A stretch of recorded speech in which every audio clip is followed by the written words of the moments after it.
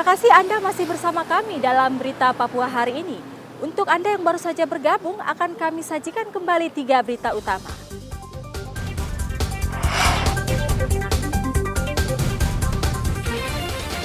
Tim SAR hentikan pencarian 11 penumpang kapal yang diduga tenggelam di perairan Amar, Mimika.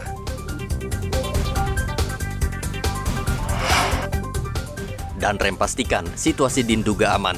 Kelompok bersenjata diminta tidak mengganggu penerbangan.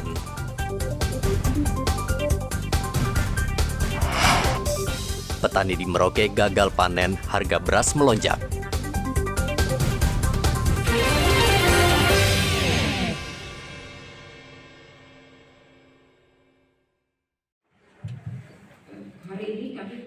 Seluruh ASN di Pemkab Merauke Selasa pagi berkumpul di auditorium kantor Bupati. Mereka sengaja diundang Bupati Romanus Baraka untuk menyambut provinsi baru, Provinsi Papua Selatan.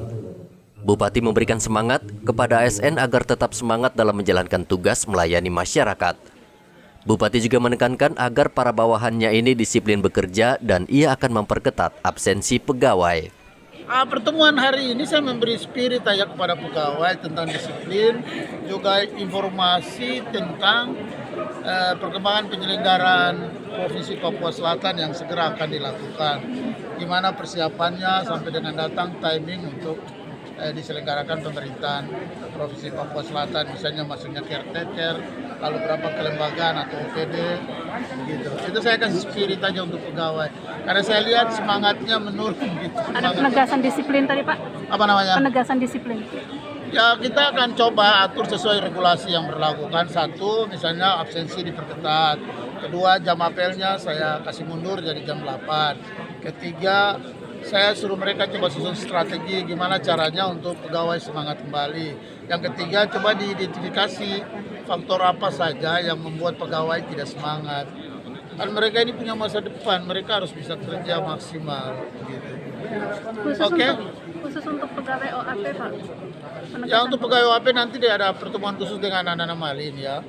Saya coba juga memberikan spirit sebagai seorang kakak, sebagai pimpinan saya memberi spirit.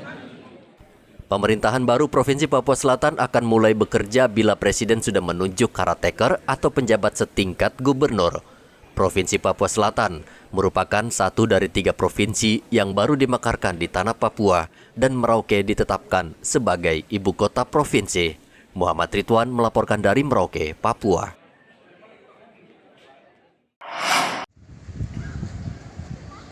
Pemerintah kembali mensyaratkan pelaku perjalanan udara harus lengkap menerima vaksinasi ketiga atau booster sebelum bepergian dengan pesawat udara.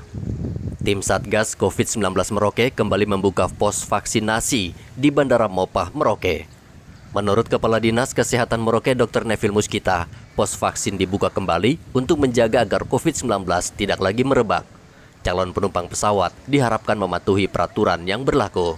Nah, terkait dengan booster itu, kan kita juga cakupan booster di Kabupaten Merauke ini kan juga belum terlalu banyak atau belum terlalu tinggi ya, masih sekitar 16% sampai 20%, sehingga teman-teman dari KKP dan juga sesuai dari petunjuk dari pusat itu akan membuka pos vaksinasi di bandara.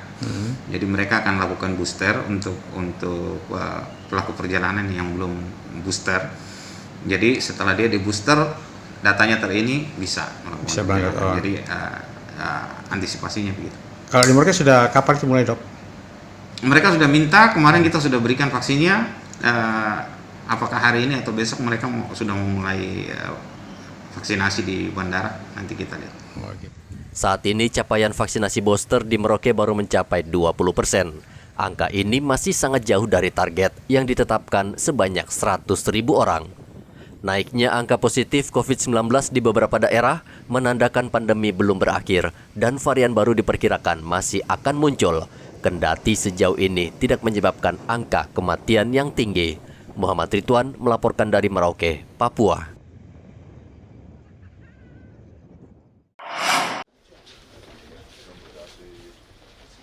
Enam atlet muda angkat besi asal Manokwari meraih prestasi membanggakan dengan menjuarai kejuaraan angkat besi junior di Bali pada 8 Juli lalu. Mereka berhasil menyabet 12 emas, 3 perunggu dan 3 perak. Yang mengejutkan, seluruh atlet muda tersebut masih duduk di bangku sekolah menengah pertama dan seluruhnya anak-anak asli Manokwari. Keenam atlet tersebut masing-masing menerima uang 15 juta rupiah untuk peraih medali emas dan 10 juta rupiah untuk perunggu, serta 7,5 juta rupiah untuk peraih perak.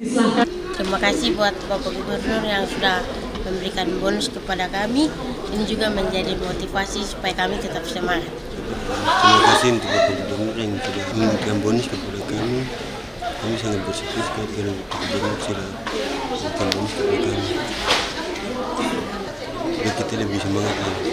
Mengucapkan banyak terima kasih kepada dukungan yang diberikan oleh Pak Gubernur Papua Barat dan juga Bupati untuk mendukung kami tim Pembersih Papua Barat dalam melakukan pembinaan kepada adik-adik atlet yang pada saat ini telah mendapat prestasi yang luar biasa.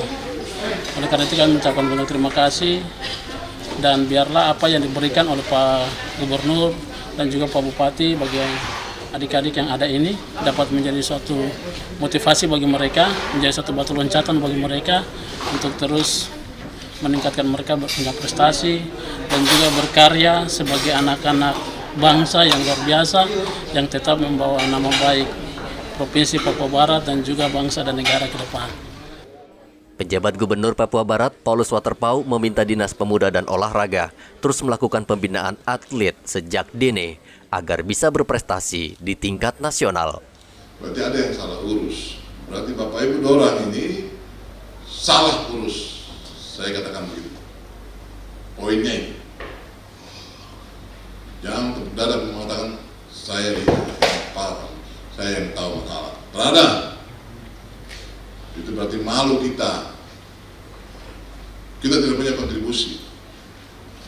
Hambur-hambur uang, ya. Makanya Pak Kapolda saya tegur keras. Bikin kejurda, asal-asal. Dia bilang stop, Bapak stop. Jangan bikin barang itu lagi. Hanya mengejar target untuk kejurnas. Gampang barang ini. Coba suatu saat ya, kalau tidak percaya sama saya, kita balik, bikin kejuaraan di sini, hadirkan daerah-daerah. Dorang tidak akan datang, dorang tidak punya biaya. Kita orang ini yang selalu bikin diri inti ini,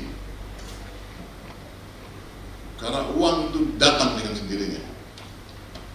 Telah mencari, tutup mata, buka mata, baru datang.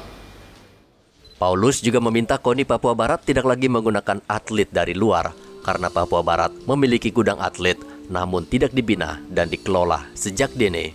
Edi Musahidin melaporkan dari Manokwari, Papua Barat. Informasi tadi sekaligus menutup jumpa kita dalam berita Papua hari ini. Saya Yuni Rumbarar dan tim redaksi yang bertugas mengucapkan terima kasih atas perhatian Anda. Selamat pagi dan sampai jumpa. Wanyambi.